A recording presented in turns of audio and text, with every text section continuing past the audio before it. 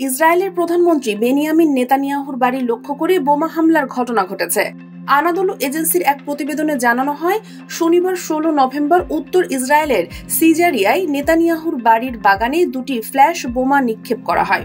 তখন নেতানিয়াহু বা তার পরিবারের বাড়ির ভেতর ছিলেন না এবং কোনো হতাহতের ঘটনা ঘটেনি। ইসরায়েলি পাবলিক ব্রডকাস্টারকে এন জানিয়েছে, এই ঘটনায় ৩ জনকে গ্রেপ্তার করা হয়েছে। তবে তাদের পরিচয় সম্পর্কে বিস্তারিত কিছু জানায়নি আইন শৃঙ্খলা রক্ষাকারী বাহিনী। ইসরায়েলি দৈনিক ইয়েদিওথ আহরনত জানিয়েছে, গ্রেপ্তারকৃতদের মধ্যে একজন সিনিয়র রিজার্ভ অফিসার, যিনি একজন ব্রিগেডিয়ার জেনারেল। তিনি গত ২ বছর ধরে নেতানিয়াহুর সরকারের বিরুদ্ধে বিক্ষোভ সক্রিয় ছিলেন, তবে তার নাম প্রকাশ করা হয়নি।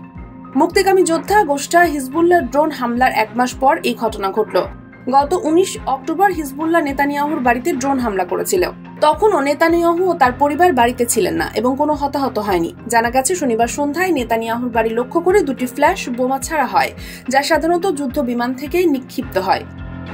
ফ্ল্যাশ বোমা বিস্ফোরণের পর বিপুল পরিমাণে আলো ছড়ায়। সাধারণত ইসরায়েলের হামলার জন্য হিজবুল্লাহ, হামাস বা সিরিয়া ও ইরাকে অবস্থানরত ইরান ঘেঁষা গোষ্ঠীগুলোকে দায়ী করা হবে। তবে এবার ইসরায়েলি নাগরিকদের ষড়যন্ত্রের সন্দেহ করা হচ্ছে। সংশ্লিষ্ট কর্মকর্তারা জানিয়েছেন, গ্রেপ্তারকৃতদের জিজ্ঞাসাবাদ চলছে এবং খুব দ্রুতই ঘটনার রহস্য উন্মোচন করা হবে।